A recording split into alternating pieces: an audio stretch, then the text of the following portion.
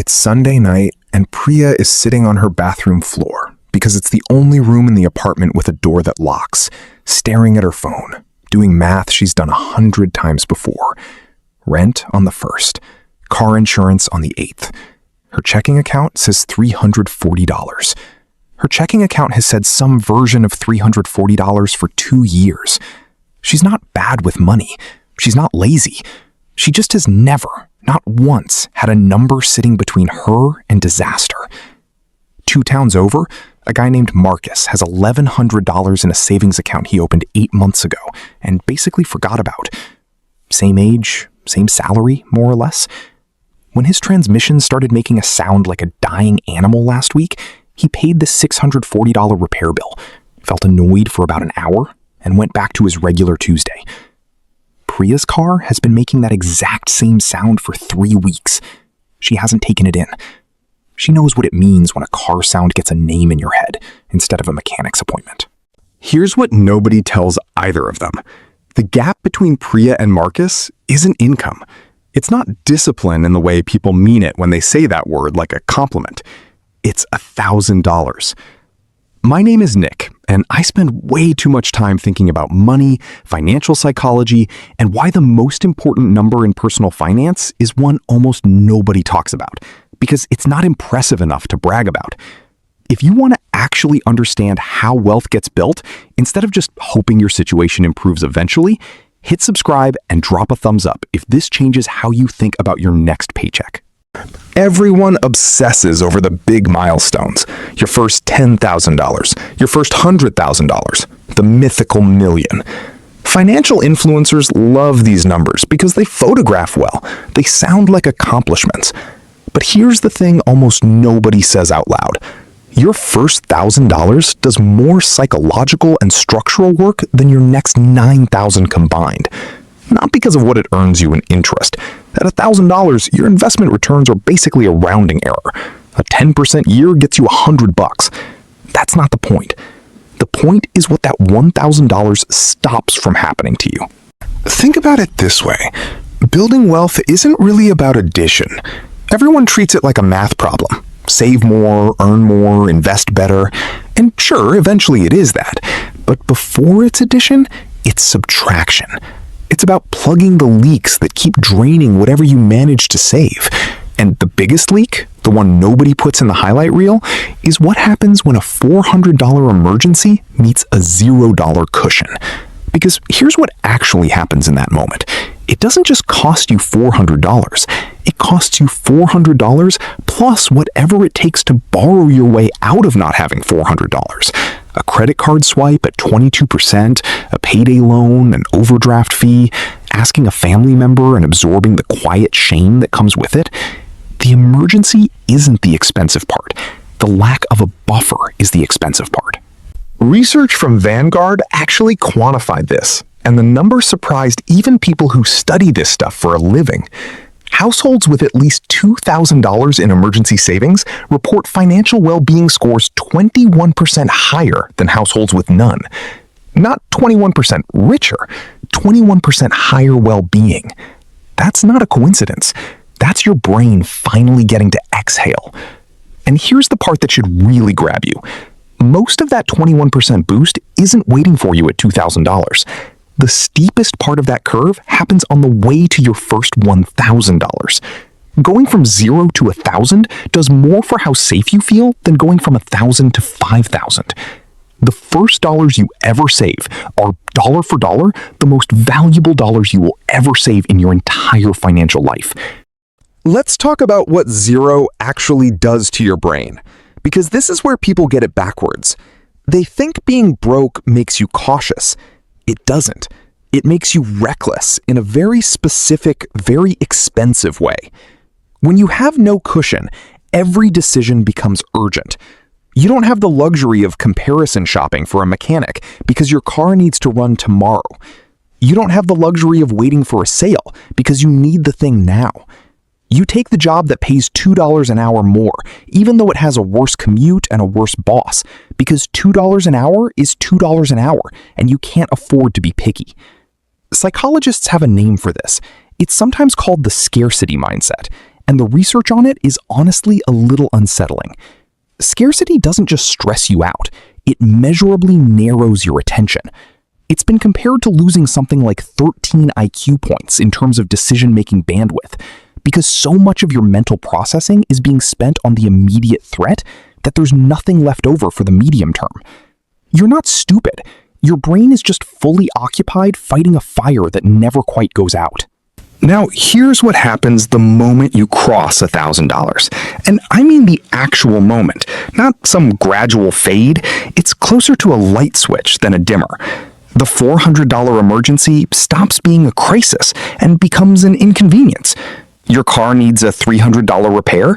Annoying, but you write the check and move on with your week instead of your month. Your kid needs new shoes for a growth spurt you didn't budget for? You handle it. That thing that used to spiral, one bad week turning into a bad month, turning into 3 months of digging out of a hole, just doesn't happen anymore. You've broken the chain reaction at the very first link. And this is where the math gets almost sneaky in how much it favors you. A $1,000 buffer doesn't just prevent one bad month. It prevents the compounding damage of a bad month.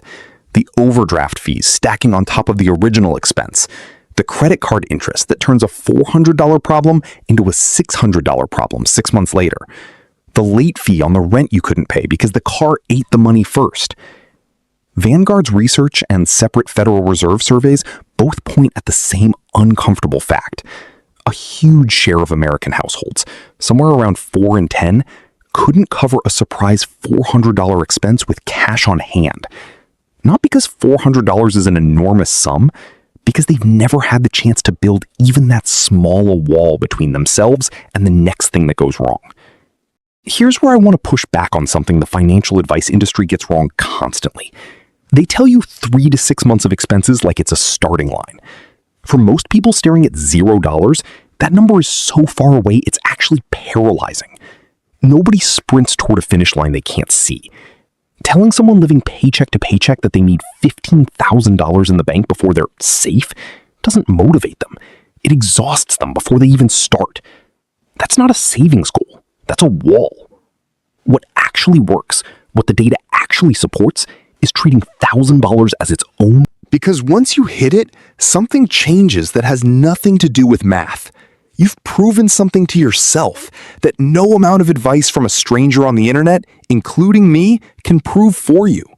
You've proven you can do the thing. You set money aside, you didn't touch it when something tempting came along, and it was still there when you needed it for what it was actually for. That's not a financial fact. That's an identity fact. And identity facts are what actually change behavior long term, not spreadsheets. This is the part most people skip past because it sounds like self-help fluff, but stick with me.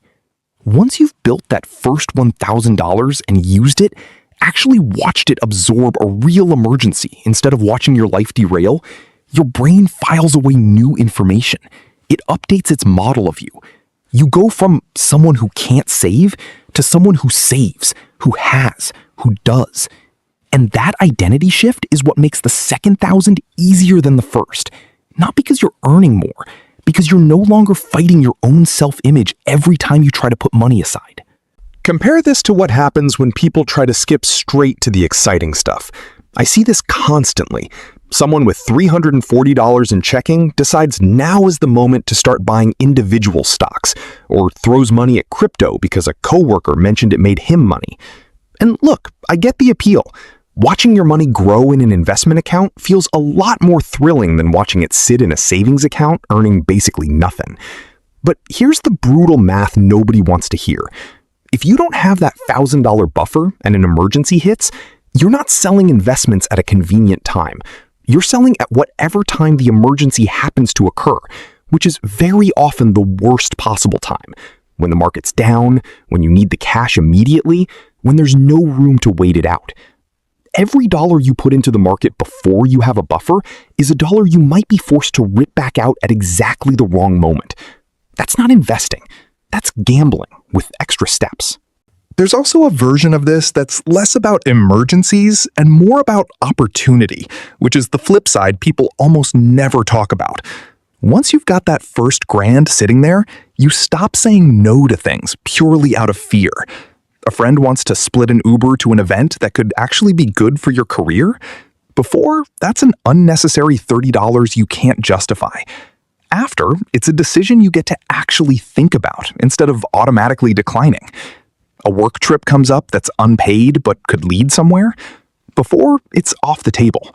After, it's on the table, even if you ultimately say no. The $1,000 doesn't make these decisions for you. It just gives you the option to make them at all, instead of having the decision made by your bank balance before you even get to think about it. Now, I want to be honest about the boring part, because this channel isn't in the business of pretending things are easier than they are. Getting to your first $1,000 from zero is, for a lot of people, the hardest financial thing they'll ever do. Harder, in a very real sense, than getting from $50,000 to $60,000 later on. There's no compound interest helping you here. There's no employer match doing half the work. It's just you finding $100 a month somewhere it wasn't before for 10 months, with nothing external pushing you along. That's genuinely hard. And if you're in the middle of it right now, the fact that it feels hard isn't a sign you're doing it wrong. It's a sign you're doing the hardest part first, which is exactly the order this is supposed to go in. So here's what I'd actually tell you to do, and it's smaller than you think it should be. Don't aim for 3 months of expenses. Don't aim for 6. Aim for $1,000. Treat it as untouchable except for actual emergencies. And then stop and notice what changes in how you feel before you decide what's next. Because the goal isn't the number. The number is just the mechanism. The goal is becoming someone whose next bad week doesn't turn into a bad year. Priya doesn't need $10,000 right now. She needs $1,000, and she needs it before that sound in her car gets any louder. Everything after that gets to be a little easier, because the hardest, most important $1,000 you'll ever save is always the first one.